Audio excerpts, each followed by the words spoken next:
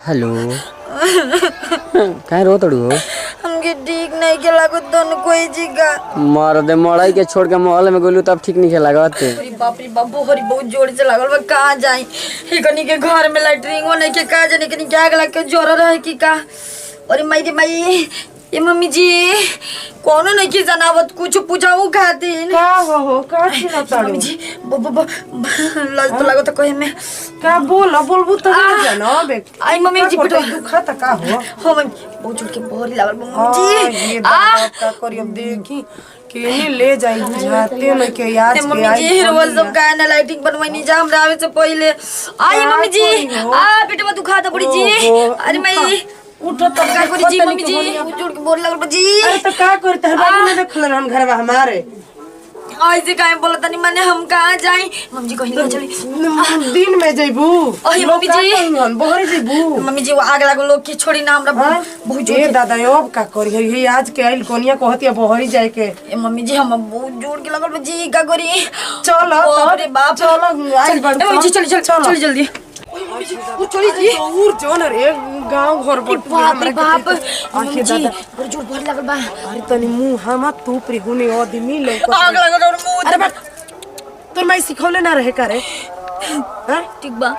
हो गेलो। अरे तो हमारे एकदम इज्जत ले ली ऐसा नहीं मम्मी जी पेटवा दुखाता जी। सॉरी के अरे बाप रे बाप चिलान जोन ना चिल्लात कहीं बाड़ू जो देखी कोई की पतो है आज आइला बहरी लिया जाए लगो ओए मम्मी जी अरे हुनिया लुइया ओरे जइबे मटरा में तो देखे सुन तो बोलो ही लोगी हसन जी ही जल्दी रास्ता बा का मम्मी जी मम्मी जाई लो जल्दी दिनो मम्मी जी ताकत नहीं की ना ई सोचला रही कि हमरा बहरी लागल बा हमरा बहरी थोड़ ना लागल हम तो अपन जान खाती बस ई सब नाटक कइनी है उनसे ना हम बतियाई ना तो कैसे उड़ई है ना चाहे हम कैसे जियब लगाओ तनी फोन उनकरा पर उनके बुला के भाग जाता नहीं भाग जी अपन दोनों जानी जाके दिल्ली में रोहल जी बढ़िया से हेलो हेलो। कहाँ रो तड़ू हो? हमके ठीक नहीं के लागत दोनों कोई जीगा मार दे मड़ाई के छोड़ के मोहल्ले में गोलू तब ठीक नहीं खेला गते। तू तो बोली मरबे कर देखा जन्म तारा बिना ना रह सकी ना हमके भगा ले चला हम कोसौ ना भर के बहाना अपन सास से हम आ गइल बनी खेते में हमके खेत में भगा ले चलो जल्दी हम ना रह पाइन तोरे बिना माने आग लगले कुआं खानी ना बस तोरे संग बिना हम ना रह पाई हमके चलो तड़ू बोला आइम कि ना हम रोवा बिना ना जी पाई हम मर जी रोवा बिना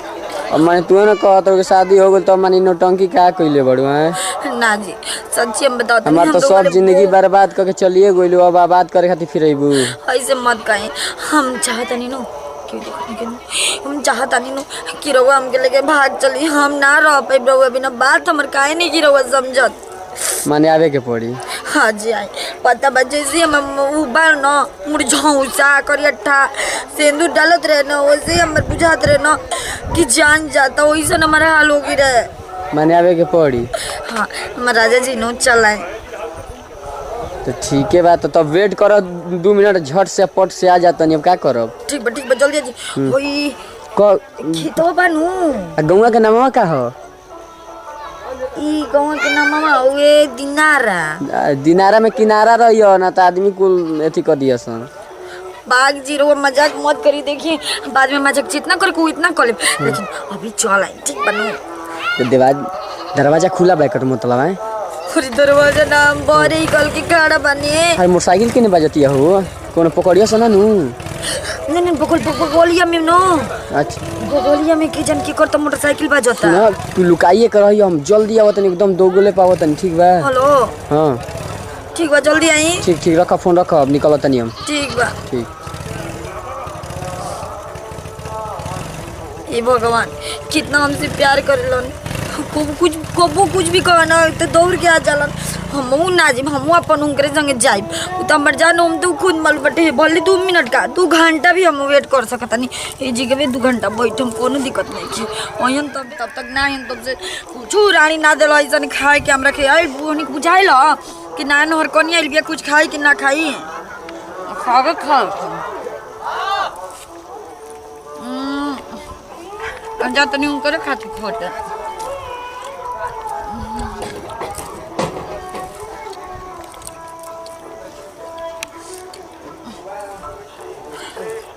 तू उठ जल्दी जल्दी जल्दी टाइम मत वेस्ट करो ठीक है हमके गाय जोड़ देले रहे अरे ई कुल रोड ढोल बंद करो आ जो भी बात हुई गाँव करे ठीक बा ना मेरे को बिना ठीक ना लगत रहा है चिल्ला मत ना तो गंगा के सुनिए सते जे काट के फेंक दियो सन बुझाइल तो कनिए कम ना काट के बिक दे हम रउआ के इधर ही तार मार दे का हाल हो तो रोई दिन भर बैठ के हमरा बुझाता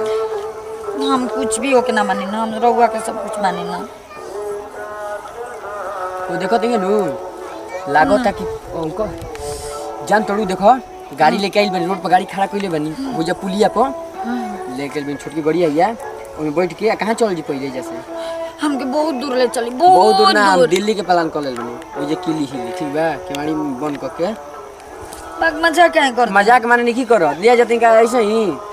तो ठीक बा तब चले के नु चले के वो चुमा दे दे तो यात्रा बन जाए ना चली अभी बे ऐसे ही हमरा ठीक ना लागेला चुमा देबू त लिया जी दादा छोड़ के चल जी ठीक बा बे हाई कुल से का काम चली ना हम ना चली देखी तो सुनो तो दिल्ली में किला हिली नु काहे मजाक करत नहीं माने मजाक नहीं कर चलो ठीक है जल्दी चला और सुनो छोटी को नहीं गेनो यही बड़ुआ कि कैसे तारा के छोड़ दो लइसन अकेले ओ किली ना मुझे को सोसु हमर भी मनल मार द संगे अभी तो इबे कइलानी हां ना तो ऐसे कुछ पूछल जरूरी में तो मनल तो हम ना लिया जी ना मजाक न करी हमके मजाक जल्दी लिया चली अरे मजाक ये क्या हो ठीक है बताओ अरे ये क्या हो देखी ना उन्हें के तरह के बोलावत हो देखी देखी हां जातनी देखी देखी उन्हें के तो बोलावत हो देखी ना का कहाँ की देखी का करत ये समझ में नहीं आवत कोबे के गोइल भी आइल ना हवे चिल्लाई का ए कनिया अरे का करी सुनियो लिहसन देखो तन की कनिया कनिया करत का हो के करा के बोलाव तड़ू ए दादा यो कुछ बताई तया के पूछे लागो ओ का कोई के कहो करा के बोला तड़ू बोला ना मुंह खोल के अरे हमर पतोहिया मनिया गोइल भी तबे नहीं जे ठाड़ तो दाली बोले में शर्म लगता बे पतोहिया लाज का लगता पतोहिया तो तार कहीं पतो रहे तब का रहे अरे हुआ ले तो वन जा बाजी मार गो ए दादा ई हालत बाजी मार गोइल